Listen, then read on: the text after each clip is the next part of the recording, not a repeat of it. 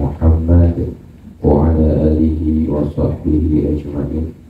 قال الله تعالى في القرآن الكريم: أعوذ بالله من الشيطان الرجيم، بسم الله الرحمن الرحيم. قالوا سبحانك لا علم لنا إلا ما علمتنا إنك أنت العليم الحكيم. Al-ayat sadaqallahul azim. Subuhul Qudus Rabbuna wa Rabbul Malaikatu wa Ruh, bersama-sama subhanallah walhamdulillah wa la ilaha illallah wallahu akbar wa la hawla wa la quwwata illa billahil aliyyil azim. Doa bersama-sama, Allahumma antas salam wa minkas salam wa alayka ya'udus salam fahayyina rabbana bis-salam wa adkhilna jannata darus salam tabarakta rabbana wa ta'alaita ya dzal jalali wal ikram. Amin ya Allah ya rabbal alamin. Gimana, sehat Ibu Bapak? Alhamdulillah. Apunten agak dimajukan ya untuk Senin ini aja. Biasanya kita mulai jam 10, ini jam setengah 9 dimajukan. Apunten sangat, mudah-mudahan besok kembali karena melayani jemaah ya. Yang bukan ya. Mohon maaf. Tapi insya Allah nggak apa-apa ya. Alhamdulillah bisa hadir terus baru jam 9 sudah bisa hadir. Baik Bapak Ibu yang dirahmati Allah, hari ini kita akan bahas maqalah ke-15 insyaallah. Istighfarnya dipun, istighfarnya dipun dijalankan buatan? Dijalankan lancar ya. Setiap hari istighfar ya, tidak boleh berhenti. Ibu-ibu yang hadir baru, kita amalannya istighfar. Amalannya istighfar. Jadi setiap pekan evaluasi gimana istighfarnya. Berapa ribu istighfarnya? Sebanyak-banyaknya. Khusus kalau mau ngaji setelah salat duha 1000. Setelah kalau mau ngaji ya. Tapi setelah itu setiap waktu istighfar. Kenapa kita beristighfar? Karena memang kita ini tahu kita banyak dosa. Yang kedua, kemarin di kajian MPA ya, kita bahas tentang kasih sayang Allah.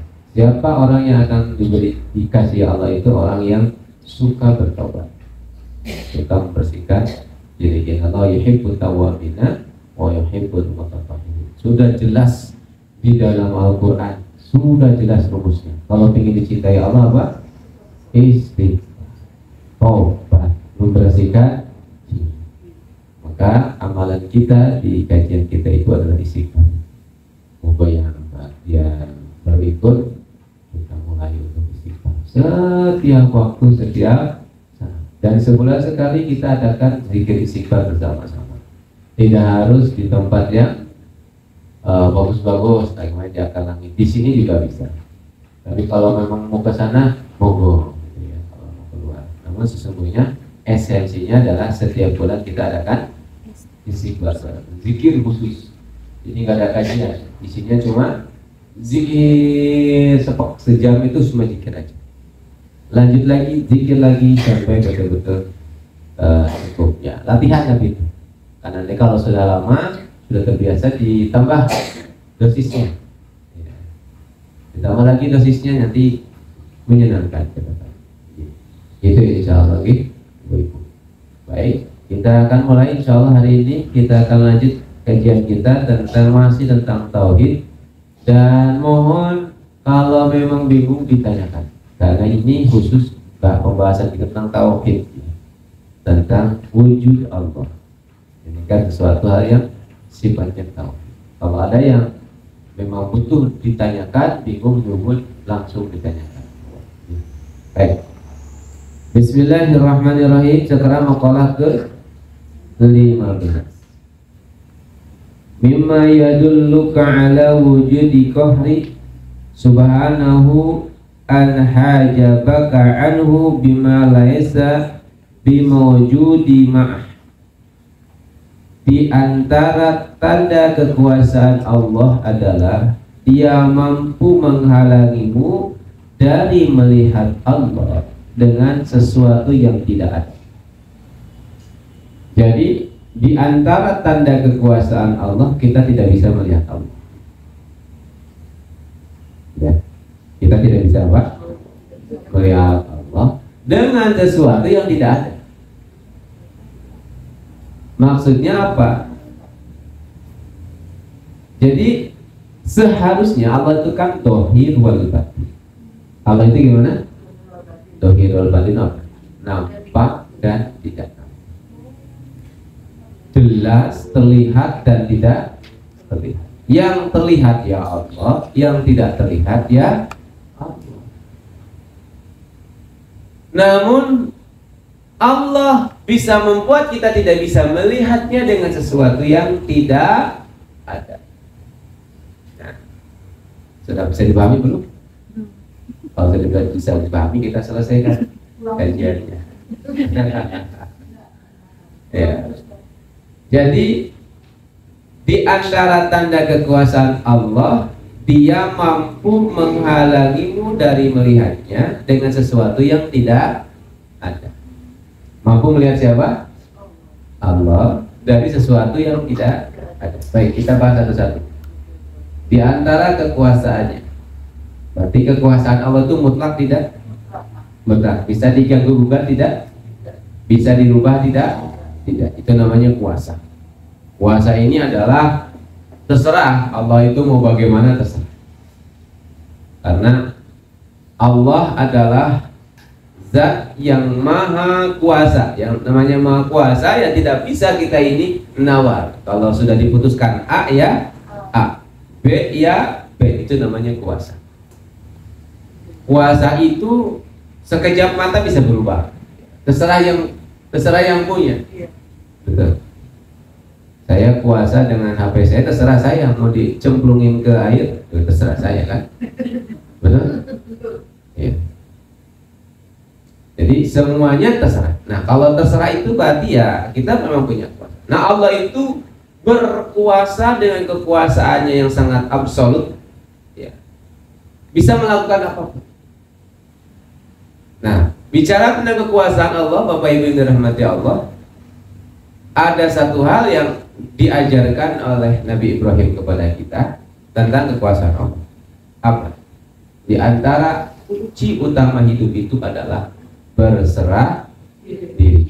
Kenapa? Karena kita nggak punya kuasa. Yang punya kuasa siapa? Allah. Itu tentang kuasa. Jadi ketika kita mengenal kuasanya Allah, maka hidup kita ini hanya ada satu kuncinya: berserah diri. Mau melawan bagaimanapun tidak bisa, karena yang berkuasa siapa? Allah.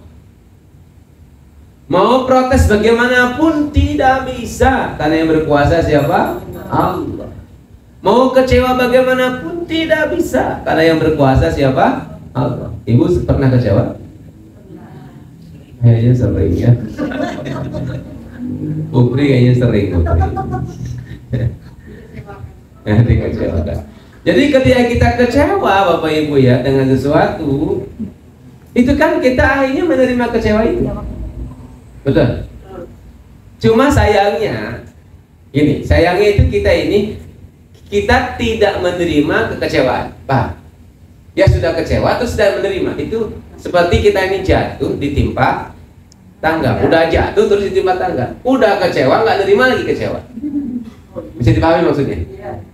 Ini terkadang kita ini kecewa dan kita tidak menerima kekecewaan kita. Itu capek banget.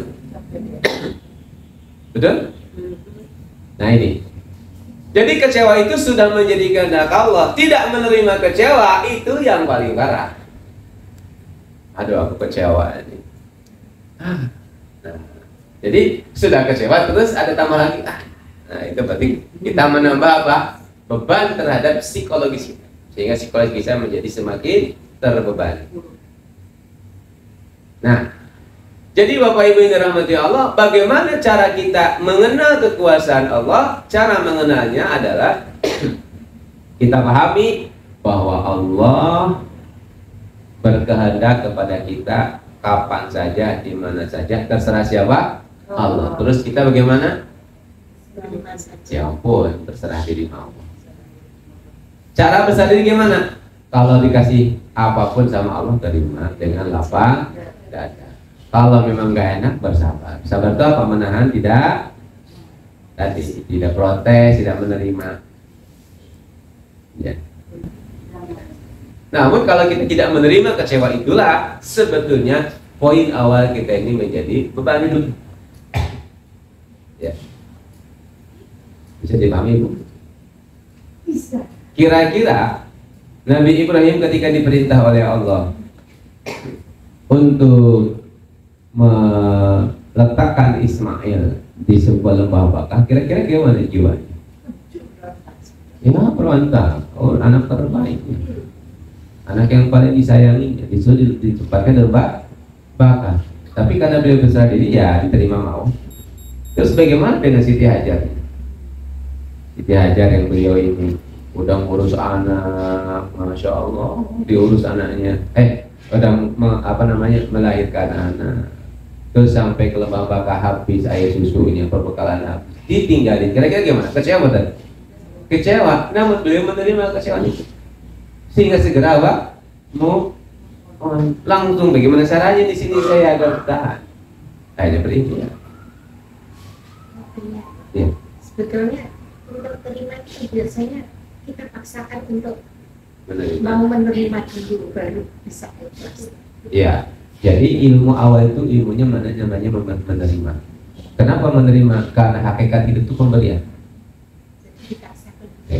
Sebetulnya secara sunatullah kita sudah harus menerima. Contoh, ya kita kan jalan, Bu, terus kita tiba-tiba ada genteng jatuh kepala kita, jeder. Terus ibu bilang, saya nggak terima. Ini siapa yang bawa genteng? Nggak terima gimana, Bu? Tanda terimanya sudah ada. Betul? Lanjut, betul? Jadi harusnya gimana? Terima dulu. Oh, alhamdulillah ya bagus, itu berarti sudah setingkat Nabi ya ini. Alhamdulillah. Kalau saya nggak beri sulit. Nah, jadi awal-awal kita hidup itu adalah menerima. Kenapa menerima?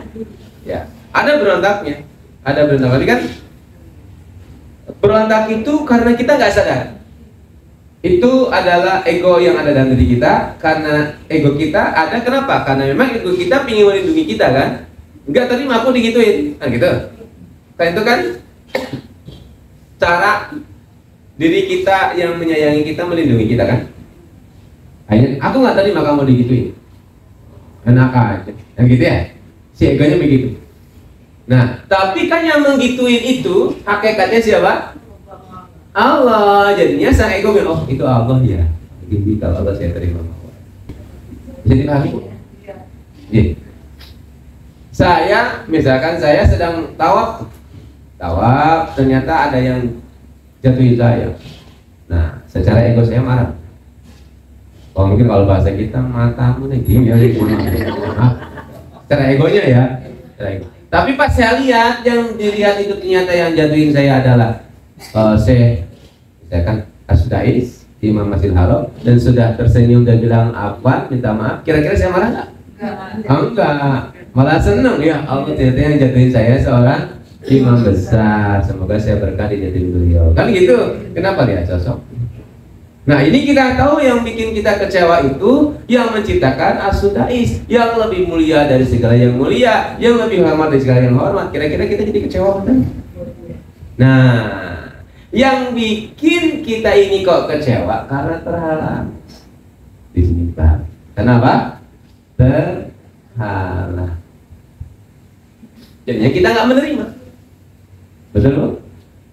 Ibu dikecewain suami nggak terima. Enak aja. Gua udah capek-capek ngurus anak, masih dikecewain lagi. Ya, terima betul? Boten. Egonya boten tadi. Lah, terima enak aja. Saya punya harga diri. Kenapa? Karena kita sadar menyadari terhalang bahwa sesungguhnya yang menggitu itu bukan sebetulnya bukan suami, tapi sosok yang paling. Cuma kita bisa dipahami, Bu? Jadi itu kuasanya Allah. Dampak dari kita mengerti kuasanya Allah, maka kita akan bertemu dengan satu makom yang disebut dengan maqam Ibrahim. Dan makom Ibrahim itu makom yang paling tinggi. Dan kita disuruh sholat di makom Ibrahim. Kalau di Makkah makom Ibrahim, sholat di makom Ibrahim di mana? Di belakangnya apa itu ada ini ya? Itu yang disebut makom Ibrahim secara syariat. Tapi secara hakikat makom Ibrahim itu apa? Berserah diri. Jadi salat kita di salat engkau wahai Allah dalam makom berserah diri. Dalam makom apa? Berserah diri. Artinya saat salat kita berserah diri, kira-kira pikiran kita kemana-mana enggak? Enggak, berserah diri sama Allah. Udah kita serahin sama Allah semua. Ini bahasanya sederhana, berserah diri, tapi untuk sampai ke sana itu lumayan apa itu? Lumayan apanya? Ujiannya. Lumayan apanya? Ujian. Ya Allah, jadikan hamba seorang muslim. Wala tamutunna illa wa antum muslimun. Kata Allah, iya, aku akan jadikan kamu muslim, tapi ada kurikulumnya. Tak kasih nih kurikulumnya. Cetet, dibikin kecewa, dibikin kesel, ya. Bikin apa lagi banyak. Nah, kira-kira dilihat nih, dia berserah diri sama Allah enggak? Nah, ternyata dia menerima tuh. Maka sampai nanti kepada maqam Ibrahim. Kalau Nabi Ibrahim luar biasa. Beliau disuruh menyembelih siapa? Ismail. Ismail akan kehilangan apa? Nyawanya. Ibunya akan kehilangan siapa? Anaknya. Tiga-tiganya semuanya palama aslama wa tallama lil jabin, semuanya aslama, berserah diri. Kepada siapa? Kepada Allah Subhanahu wa taala. Berserah diri. Ya, agak saya panjangin dikit ya, agar kita bisa praktek. Jadi makom paling utama dalam hidup itu makom apa, Bu? Berserah. Kalau kita sudah bisa berserah diri, maka insya Allah kita bisa sabar. Sedangkan sabar itu pahalanya tanpa batas. Haji umroh ada batasnya. Lailatul Qadar 1000 bulan. Sabar, pahalanya tanpa batas. Orang yang sabar. Sedangkan tahapan sebelum sabar itu berserah diri dulu. Tidak mungkin orang yang sabar tidak berserah diri. Karena tahapan tangga awal untuk bersabar itu berserah. Bisa dipahami, Bu?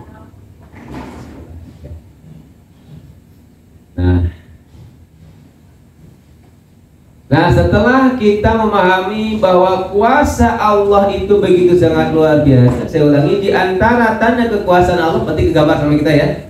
Kekuasaan Allah bagaimana? Digambar, Bu? Di antara tanda kekuasaan Allah, jadi kita bilang kekuasaan Allah, Ibu bisa tergambar. Apa kekuasaan Allah itu? Tadi, beliau maha berkehendak semuanya, dan kita hanya fokus apa? Berserah diri aja, menerima. Betul Bapak Ibu? Ya, fokusnya berserah diri. Nah, apa kekuasaan Allah itu? Allah mampu menghalangimu dari melihatnya. Allah mampu menghalangimu dari melihatnya. Maksudnya apa? Allah mampu melihat kita, Allah mampu membuat kita tidak bisa melihat Allah, padahal itu begitu sangat nampak. Sangat apa? Nampak. Pasti bertanya-tanya Ibu ya. Maksudnya Allah nampak itu gimana? Nanti aja, nanti ketemu. Pelan-pelan. Intinya yakin dulu ya. Allah itu nampak dan tidak nampak. Jadi yang nampak siapa? Yang tidak nampak siapa? Namun ternyata saat kita ini berada di tempat yang nampak, nggak bisa melihat Allah.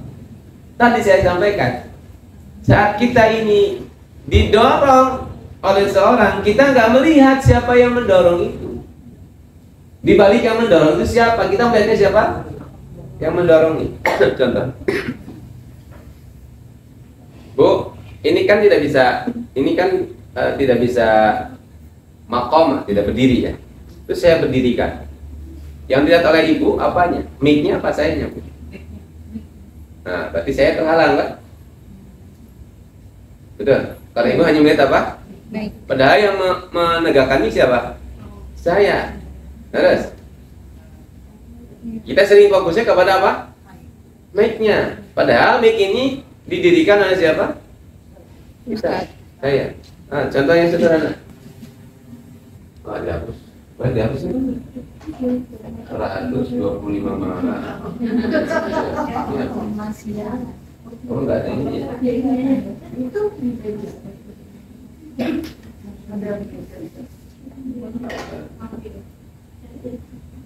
Nah, contoh nih saya. Bu, ada warna apa bu? Hitam kan? Betul hitam? Nah itu, ibu sering fokusnya gitu. Padahal warna paling banyak apa? Jadi yang tidak nampak bisa tidak terlihat oleh ibu. Betul. Padahal warna yang paling banyak apa? Putih. Jadi saya, bu ada warna apa? Hitam. Betul. Nah ini ciri bagaimana Allah itu bisa membuat kita ini tidak bisa melihat yang Allah yang terlihat oleh kita dengan sesuatu yang tidak tampak. Jadi bisa dipahami maksudnya? Jadi suatu kejadian itu kita menganggap kejadian itu ya karena makhluk itu, karena orang itu, karena sesuatu itu. Padahal di balik sesuatu itu ada yang menggerakkannya. Siapa? Allah. Jadi kecewa itu terjadi karena kita tidak melihat siapa di balik yang menggerakkan. Kita hanya melihat yang bergerak itu apa. Jadi hanya melihatnya ininya aja, apa namanya? Mainnya aja. Dia hanya melihat pohonnya aja. Dia hanya melihat lautnya aja. Wah keren lautnya, keren. Wah hebat banget. Padahal di balik yang buat laut siapa? Sunnatullah kita itu begitu. Bu warna apa bu? Hitam. Dari sini warnanya putih. Putihnya banyak. Ibu kira-kira nikmat yang sama musibah mana yang paling banyak? Tapi kita lihat apa? Musibah. Kira-kira begini kita ini. Katanya ahli syukur, tapi yang kita lihat selalu yang hitamnya, yang putih nggak dilihat. Padahal nikmat yang dikasihkan Allah begitu sangat banyak. Terus? Oke. Nah, Bapak Ibu yang dirahmati Allah. Nah, jadi dia mampu menghalangimu dari melihatnya dengan sesuatu yang tidak ada. Saya mau tanya, yang bisa saya kasih hadiah. Hadiahnya kok mau turun. Hadiahnya pulpen aja. Bapak Ibu yang tidak ada itu apa? Yang tidak ada itu apa? Ya, Allah bisa dia mampu menghalangimu dari melihatnya dengan sesuatu yang tidak ada. Allah bisa mampu melihat, kita tidak bisa melihat Allah dengan sesuatu yang tidak ada. Lalu yang tidak ada itu apa? Ayo, udah saya materi udah saya sampaikan loh. Sudah lupa? Sudah pernah saya sampaikan loh materi. Nah, alam semesta ada, isinya itu tidak ada al-kaun. Al-kaun apa? Dulu dapat pulpen itu. Ya, siapa lagi? Nah, jadi kita ini terdinding dari Allah dari sesuatu yang tidak ada. Yang tidak ada itu Pak Al-Kaun, alam semesta. Siapa alam semesta itu? Ya alam ini semuanya manusia alam. Jadi antara kekuasaan Allah itu kita nggak bisa melihat Allah karena kita melihat apa? Alam semesta yang tidak ada. Sesungguhnya kita ini tidak. Yang ada siapa? Ya. Nah, apa dampaknya ketika kita tidak bisa melihat Allah. Ada 5 dampak ya. Dampak kalau kita tidak bisa melihat Allah. 1, meyakini di dalam hati bahwa makhluk bisa memberi mudarat. Tahu mudarat? Bisa memberi kesusahan, bisa membuat kita susah, atau bisa membuat kita senang. Jadi di dalam hati kita ada keyakinan bahwa makhluk itu mampu apa? Memberi manfaat dan memberi mudarat. Dampaknya apa? Kita tergantung kepada makhluk, tidak tergantung kepada siapa? Allah. Itu dampak. Ya ulangi ya. Dampak seseorang hamba tidak bisa melihat Allah, maka dia akan meyakini bahwa makhluk itu bisa memberi manfaat dan mudarat. Sehingga dia akan ketergantungan kepada makhluk dan lupa kepada Tuhan. Sesuatu yang tergantung itu akan mengingat apa yang digantungnya. Akan ketergantungan ya. Maka dia akan terus mengingat kepada yang digantungkannya. Maka saat seseorang merasakan bahwa makhluk memberi manfaat dan mudarat, maka dia akan ingat terhadap makhluk itu. Contoh, ibu datang ke mall, ada kerudung bagus sekali, murah, harganya 50.000, keren sekali. Cuma pas itu mau dibeli lupa nggak bawa dompet, aja kan pulang. Pas pulang ternyata uangnya itu kepake oleh kegiatan yang lain, akhirnya kan nggak jadi beli. Nah, pas sholat ingat, ya Allah, eman itu apa? Kerudung 50.000. Kenapa nggak beli bawa apa? Kenapa begitu? Karena kita meyakini bahwa kerudung itu memberikan apa? Manfaat untuk kita. Padahal tidak. Jadi akhirnya padahal kita sedang melihat Allah tertutup oleh kerudung yang tidak ada itu. Saat kita sedang sholat, ini pada istighfarkannya ini pelaku semua. Atau sama dengan menganggap bahwa tetangga, sahabat itu bisa memberi manfaat. Jadi saat sahabat disenyumin kok nggak senyum 3 hari, ya kenapa dia? Kalau lagi salah, ya nggak apa-apa. Dan kalau dia nggak mau sahabatan sama aku juga punya sahabat yang lain. Memang gue pikir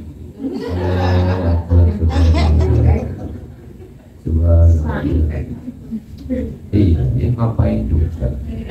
Ya Allah,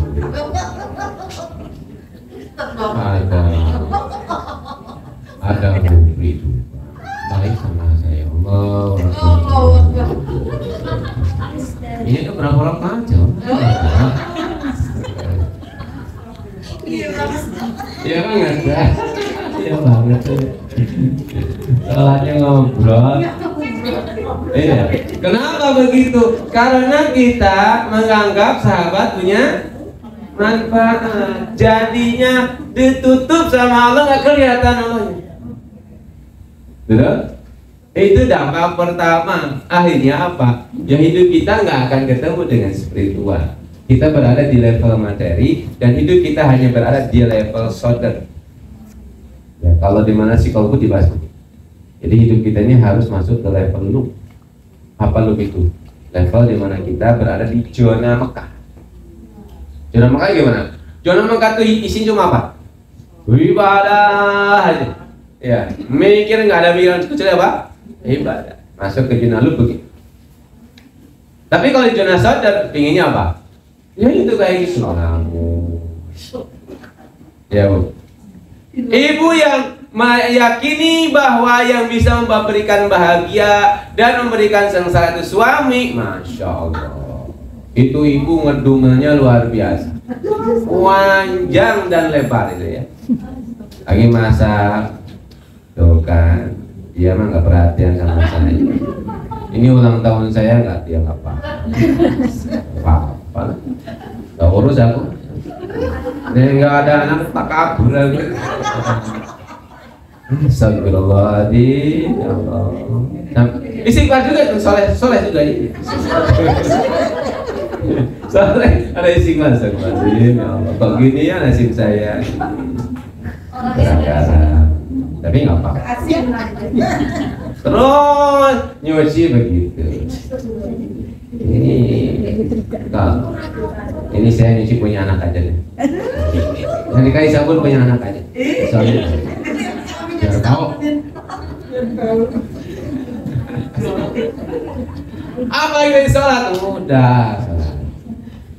Dan kelihatannya khusyuk banget sama Allah gini. Ya Allah, saya merasa lelah ya Allah hidup saya ya Allah. Kenapa saya punya suami kayak gini ya Allah? Kenapa kayak Pak Im suaminya ya Allah?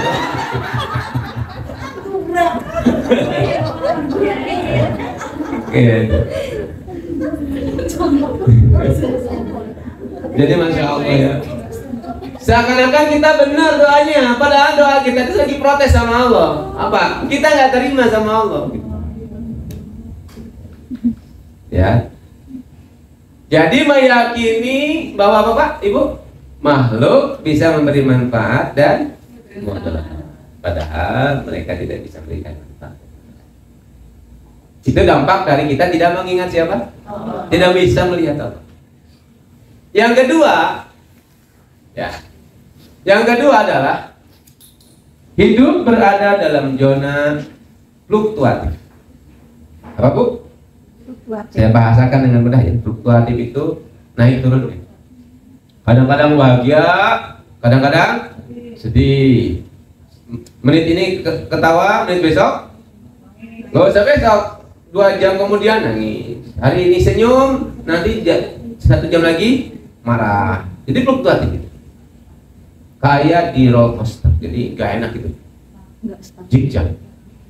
Oh marah, terus tawa, marah lagi, capek sekali.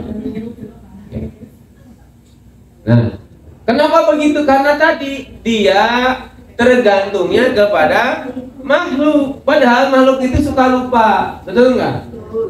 Betul Bu? Ada nggak di sini testimoni yang suaminya lupa disimpan di pom bensin ada? Ada pelonggaran. Ya, ada teman saya, alhamdulillah ibu-ibu yang ketawa-ketawa sambil kesel. Ustaz, kenapa suami saya itu tolong dinasehati? Kenapa emang Bu? Suami saya itu rupanya luar biasa. Masa saya ditinggal di pom bensin? Memang kenapa? Ya kan saya kan pasti keluar dulu dan terus bapak turun, bapak kan ngisi bensin. 14 saja rumah. Pas di rumah, ibu kemana? Nggak ada. Ibu di mana? Buang bensin Pak. Oh ya, astagfirullah. Nah, jadi begitu fluktuatif karena laki-laki perempuan juga suka lupa. Apalagi perempuan tuh punya waktu khusus di mana dia sensitifnya tinggi. Pas apa? Haid. Sensitif. Tiba-tiba cemerut aja sama suami. Ini suaminya nggak tahu bahaya itu. Ya kan? Jadi tiba-tiba cemberut. Jadi fluktuatif. Kalau kita melihatnya kepada tadi makhluk itu bisa beriman. Betul Bu? Iya. Saya mau tanya, Ibu kalau lagi pusing yang diingat siapa? Sudah ya Allah. Kalau Ibu haus yang diingat siapa? Air. Karena Ibu yakin air bisa hilangin haus. Belum tentu. Betul? Ini namanya kita terhijab. Ini namanya kita belum bisa melihat.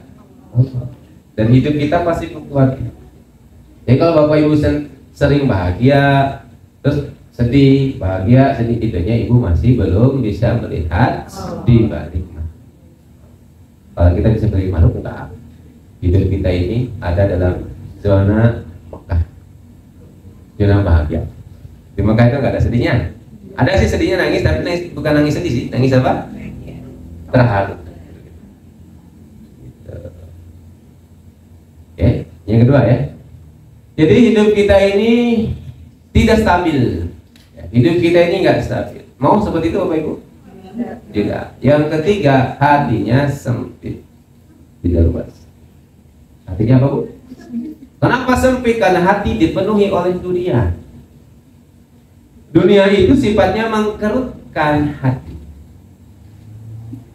Bukan meluaskan hati, tapi mengkerutkan hati. Silakan masukkan mobil panjenengan ke hati. Kebak. Jangan mobilnya, maksudnya cinta ke mobilnya, masukkan ke hati. Kejeduk sedikit gimana Bu? Kecewa. Gitu. Kecewa aja coba. Jadi langsung menyempitkan. Betul? Ibu di rumah punya apa yang dicintai Ibu? Burung.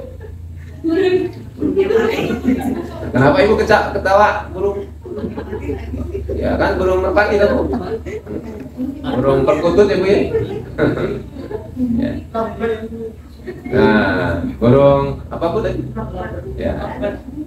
Ya, ketika burung itu kita cintai banget terus mati gimana?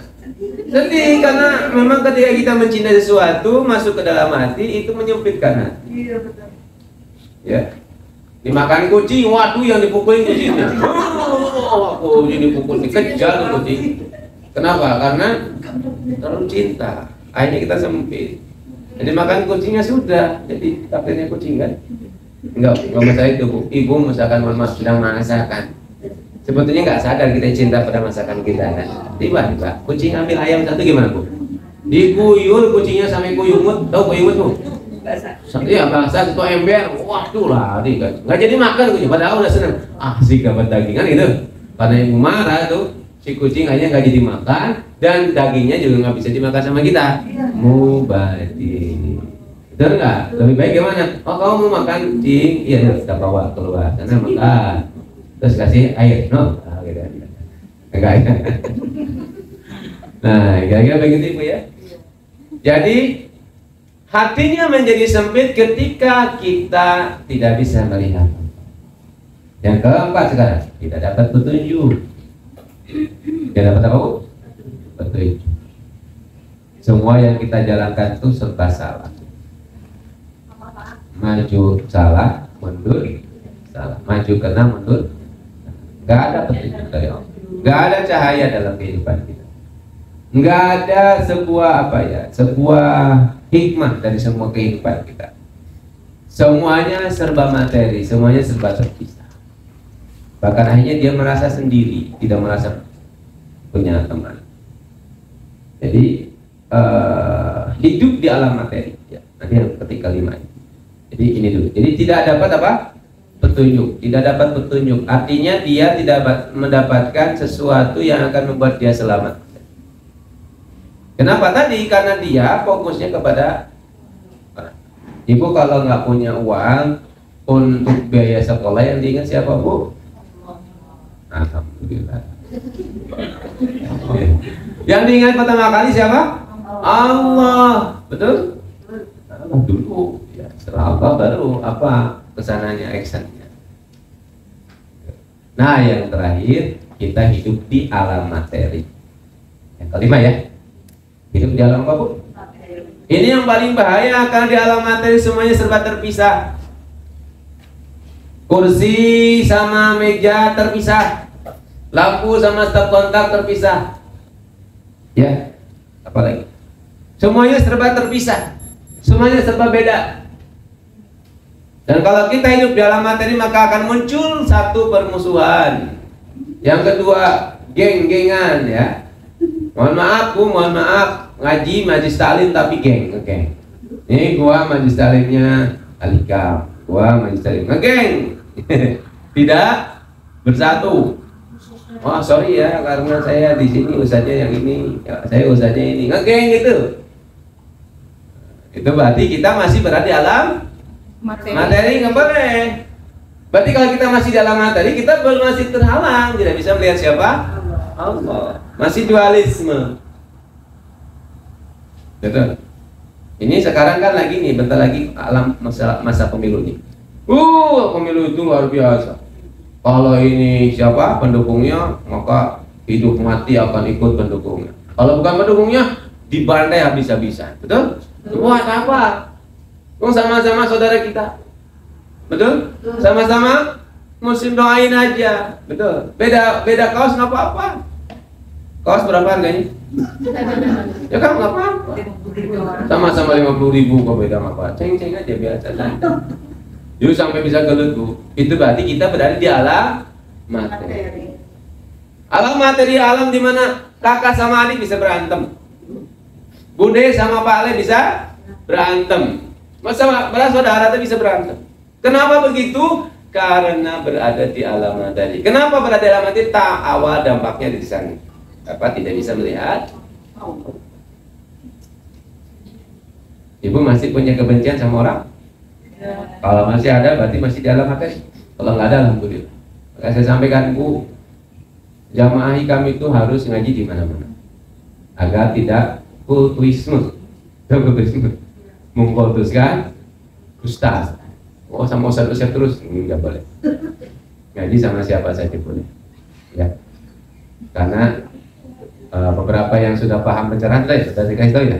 Salah satu teori pencerahan itu bu adalah kalau ibu-ibu sudah tidak ngaji ke saya, sudah terserah, sudah terserah. Nah gitu apa ibu? Artinya ibu sudah bertemu dengan usaha yang bagus, usaha beneran. Kalau saya kan masih udah bongkok. Sudah apa?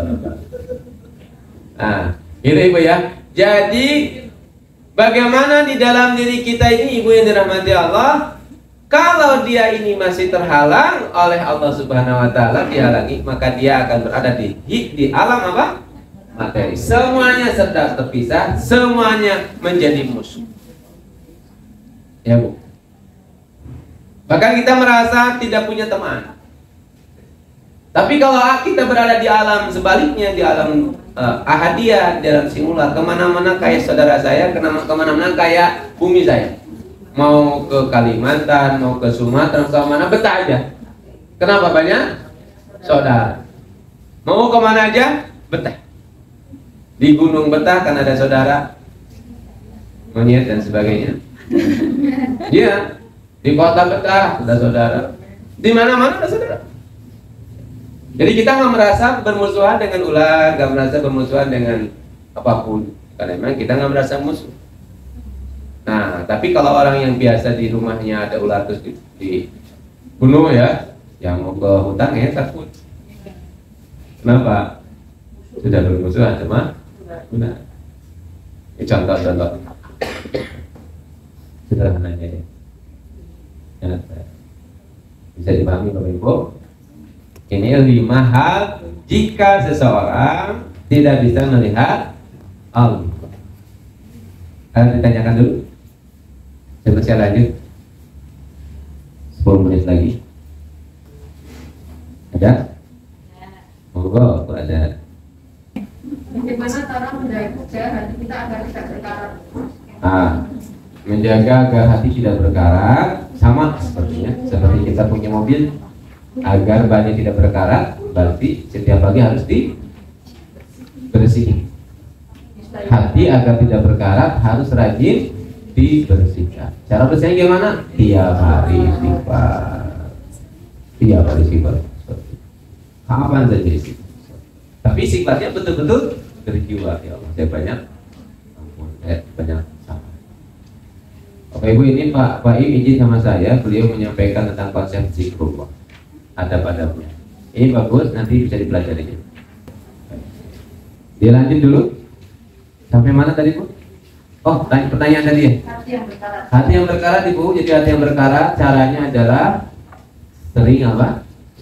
Dibersihkan. Bersihkan dengan apa? Banyak beristighfar, membersihkan. Nah, beristighfar sama membersihkan diri berbeda. Kalau beristighfar itu bertobat, kembali ke Allah. Membersihkan diri itu, mentobat itu dengan banyak bersedekah. Kalau bisa tiap pagi kita bersedekah. Sedekah pagi ya 1 bungkus nasi boleh. 10.000 ya, atau ke tolok masjid boleh. Intinya setiap hari itu cara agar hati kita tidak berkarat. Nah kalau tidak berkarat insya Allah lama kelamaan hijab hilang. hijabnya apa? Ngerti ya? Boleh bahwa hidup itu adalah ibadah ya. Bahwa kalau berizin bahwa insanillah ya kudus, tidak semata-mata kami diciptakan jin dan manusia hanya untuk beribadah kepada Allah. Gimana caranya agar kita nggak bingung? Waduh, ini banyak sekali, ini ibadah, ini ibadah, ini ibadah. Makanya dipilih, semakin banyak dipilih semakin bingung. Akhirnya nggak ada yang dipilih ya, karena kebingungan kan. Ya Bu ya, makanan banyak, akhirnya ngambilnya apa? Jengkol ya.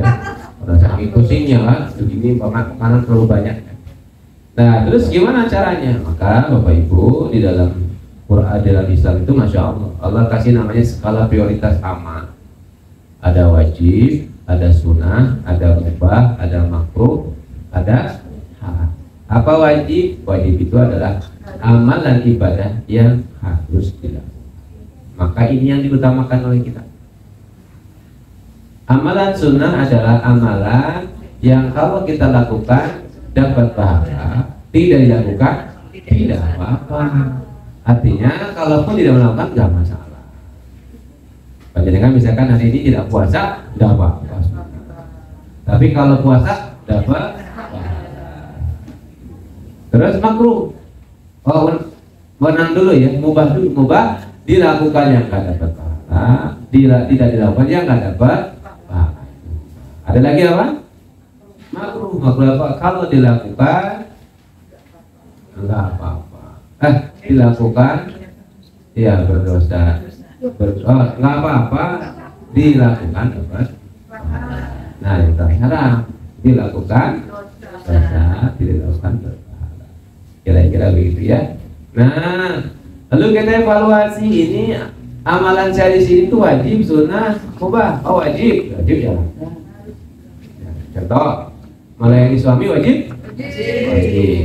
Melayani istri wajib, wajib. Maka jalankan kewajiban utama dulu.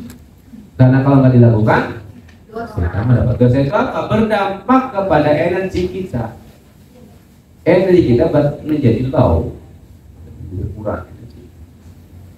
Pahala itu kalau dalam di dunia itu energi bu, ibu menjadi bahagia, senang, kuat, itu pahala. Kalau di akhirat pahala itu ya surga. Pahala itu kan apa sih pahala, kan kita bingung pahala itu apa? Pahala itu kalau bentuknya energi bahagia, energi kegembiraan, energi semangat, itu namanya pahala. Jadi saat kita menjalankan ibadah seperti mencuci, wajib nggak mau mencuci? Kalau tidak ada yang mencuciin suami wajib, tapi kalau ada ya nggak wajib. Lihat situasi. Gitu.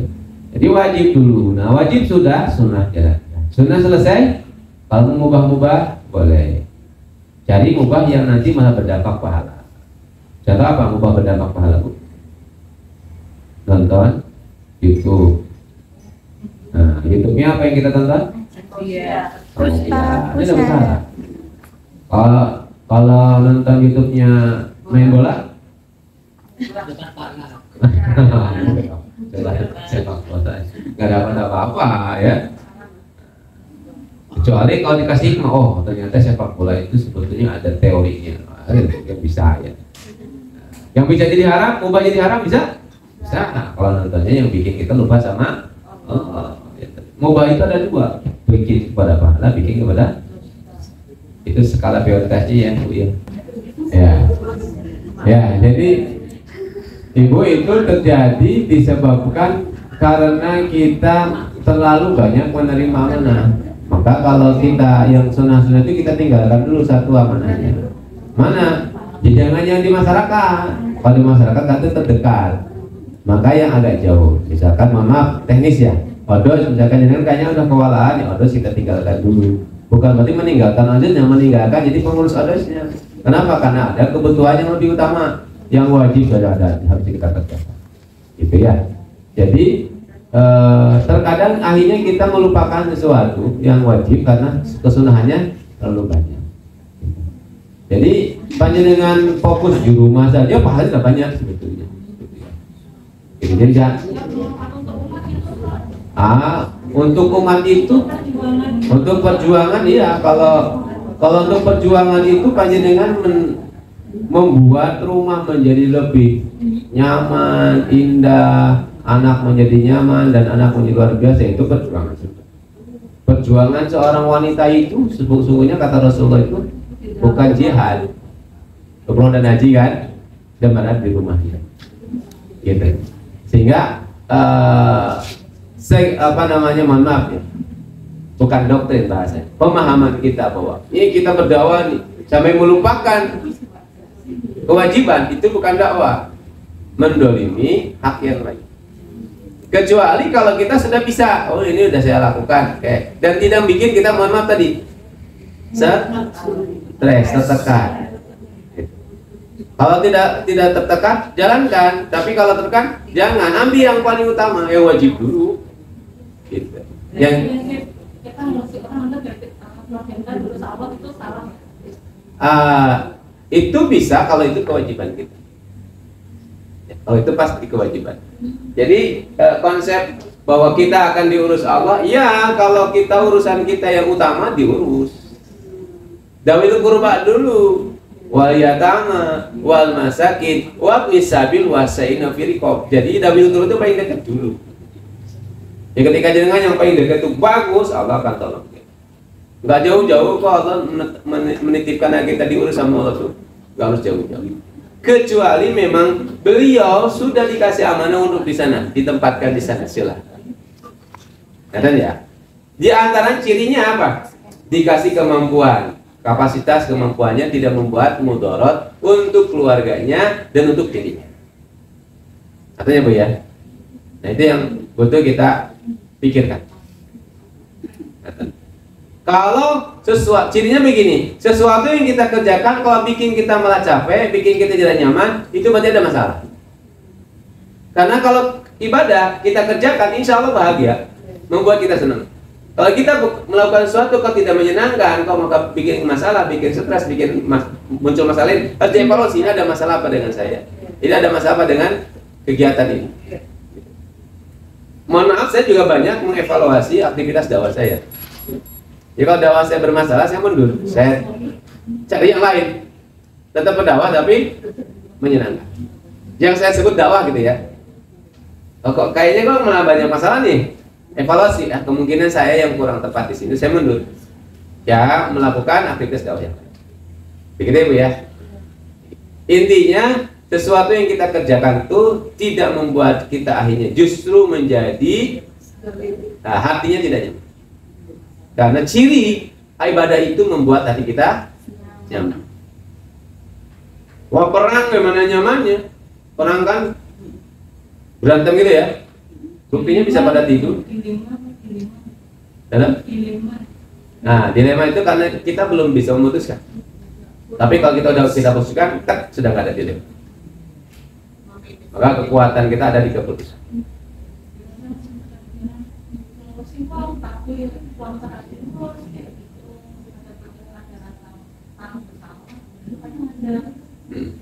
Nah, Bismillah insya Allah. Kalau misalkan ibu bisa memutuskan, baru bisa memutuskan dan karena kita pingin, misalkan insya Allah untuk kebaikan bersama, ingat kewajiban utama apa, terus sunnah yang muakkad apa, lalu yang lain. Kalau memang tidak bisa, segera aja ditinggal. Insya Allah banyak jalan. Ya, jadi gitu kalau saran saya, tinggalkan salah satu Bu, tinggalkan salah satu. Kalau saran saya, ingatan agar lebih nyaman. Tinggalkan di kepengurusannya, tapi aktivitasnya tetap. Ingat. Oke, ingatan. Semoga dimudahkan gitu Ustaz ya. Ustaz, Bapak Ibu semuanya gitu. Semoga Allah ridho dan insya Allah kita ketemu lagi hari Senin besok tetap jam 10 insya Allah ya. Jazakumullah khairan Bapak Ibu semuanya. Demikian kita tutup membacakan hamdalah bersama-sama. Alhamdulillahirobbilalamin. Subhanakallahumma wabihamdika asyhadu an la ilaha illa anta astaghfiruka wa atubu ilaik. Assalamualaikum warahmatullahi wabarakatuh.